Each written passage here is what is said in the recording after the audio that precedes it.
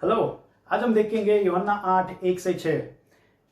प्रभु यीशु वापस जाहिर में मंदिर में जाके शिक्षा दे रहे हैं। फरोसी और सदुकियों वापस प्रभु यीशु को परीक्षा में लाने के लिए वो उनका राय मांगते हैं, उनको अपने शब्दों में फंसाने की कोशिश कर रहे हैं ये लोग। तो एक स्त्री को लेके आए जो व्यभिचार के कार्य में पकड़े गए थे और प्रभु यीशु से वो लोग मांग रहे थे कि मूसा के कानून के हिसाब से इनको पत्थर से मार डालना चाहिए, हमें आपका क्या राय है। तो हम देखते हैं पहले ये मूसा का कानून ये होता क्या है। तो प्रभु यीशु के आने से पहले 1500 साल पहले ही ये कानून देने में आई थी परमेश्वर की तरफ से मूसा को। तो हम सोच सकते हैं इतनी सख्त सजा, इसका मतलब क्या है, हमको तो समझ में नहीं आती आज के तारीख में। तो हमको उस जमाने में अलग अलग देशों में कौन से नियम कैसे चल रहे हैं वो देखना पड़ेगा, ताकि हमको पता चले कि प्रभु यीशु ने ऐसे नियम, मतलब परमेश्वर ने ऐसे नियम क्यों दिए थे उस जमाने में। तो हम देखते हैं अलग, मतलब मिस्र देश, बुक ऑफ हम्मुराबी या जो भी ऐतिहासिक तौर से देखा जाए उनके जो कानून के पुस्तक है, वहां पे तो राजा के खिलाफ हो तो सख्त सजा, मतलब मार डालना चाहिए। अगर कोई आम आदमी के सामने हो तो चलेगा, उनको जाने दो, या फिर सख्त सजा वहां पे भी।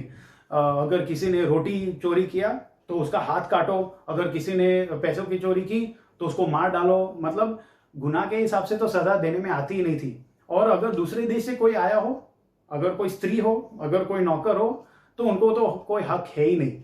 वो लोग हक के लायक नहीं है, कानून के लायक नहीं है, वो हर बार दोषी ही है, उनकी बात सुनने में आती ही नहीं थी। लेकिन हम देखते हैं वही जमाने से, वही टाइम से परमेश्वर सबको आदर देते हैं।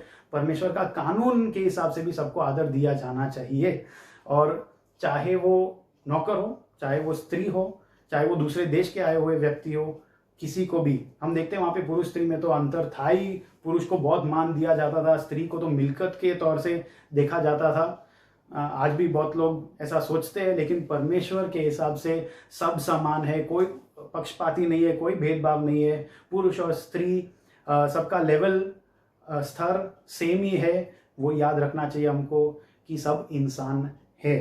तो हम देखते हैं कि परमेश्वर का कानून अच्छा है। बहुत लोग कानून से डरते हैं कि नहीं नहीं नहीं, ये कानून और नियम हमको नहीं चाहिए, हम इससे डरते हैं, ये पक्षपाती लाती है। नहीं, परमेश्वर का दिया हुआ कानून भलाई के लिए ही है। हम माने तो पूरी समाज के लिए भलाई होगी। तो हम देखते हैं यहाँ पे कि परमेश्वर, प्रभु यीशु के पास वो लोग अपनी उनकी राय मांगने आए थे। ये लोग, प्रभु यीशु आराम से जवाब दे सकते थे, वो तो परमेश्वर है, न्यायाधीश है, न्याय के सिंहासन पे बैठते हैं। लेकिन वो इसलिए आए जग में, जगत को बचाने के लिए, जग का न्याय करने नहीं। तो जिस क्रिया के लिए उनको भेजा गया था वो क्रिया न्याय नहीं था, वो बचाने के लिए था। तो इसलिए उन्होंने अपने अधिकार या अपना रोल, अपनी क्रिया के बाहर उन्होंने कदम नहीं डाला। अपने क्रिया, पिता ने जो दिया हुआ क्रिया उसके साथ ही रहे और वो न्याय करने नहीं बैठे। कई बार हम घमंड में आके बोलते हैं कि लोग मेरे को मसीहा मानते हैं, लोग मेरे को इतने ज्ञानी मानते हैं, इसलिए मेरे को मेरा राय देना पड़ेगा। नहीं, हमको जवाबदारी से, बुद्धि से जवाब देना है या नहीं देना है। हर चीज में अपने को अपना टांग नहीं डालना है। ये हमको सीख मिलती है यहाँ से कि प्रभु यीशु तो काबिल थे, लेकिन उन्होंने कुछ करने की जरूरत नहीं थी, तो बुद्धि से उन्होंने मना किया। लेकिन फिर भी वो लोग पूछे जा रहे प्रश्न, क्योंकि वो परीक्षा में लाना था प्रभु यीशु को। और हम देखते हैं ये परीक्षा क्या है। अगर वो ना बोलते कि इनको पत्थर नहीं मारा जाए, तो लोग उन पे आरोप लगाते कि ये कायर है, इनको सजा देनी नहीं है, किसी को नियम के खिलाफ इनको मार डालना चाहिए, लेकिन ये मारने को तैयार नहीं, ये कायर है, वो आरोप डालते। लेकिन अगर हाँ बोलते कि हाँ इनको पत्थर मारा जाए तो भी वो कानून के खिलाफ है, क्योंकि न्यायालय या कोर्ट में उनका हियरिंग करने में आया नहीं था। दो गवाही थे क्या वहां पे भीड़ में जो आए थे? क्या पुरुष था वहां पे? क्योंकि कानून के हिसाब से पुरुष और स्त्री दोनों को लेके आना चाहिए था और फिर कोर्ट के सामने पेश किया जाना चाहिए। फिर उसके हिसाब से दोषी है या नहीं वो कोर्ट डिसाइड करेगा। तो प्रभु यीशु अपने क्रिया के हिसाब से अगर क्रिया के बाहर अगर जवाब देते तो दुनिया के अधिकारी को वो आदर नहीं देते।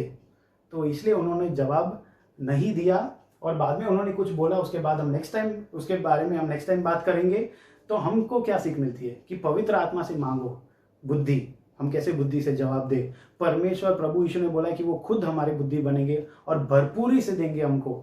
तो कोई भी परिस्थिति हो, छोटा या बड़ा या ऐसा डरावना वाला, प्रभु यीशु को पूछो, मेरे को बुद्धि दो, इस सिचुएशन, इस परिस्थिति में मैं क्या करूं, और वो देंगे भरपूरी से।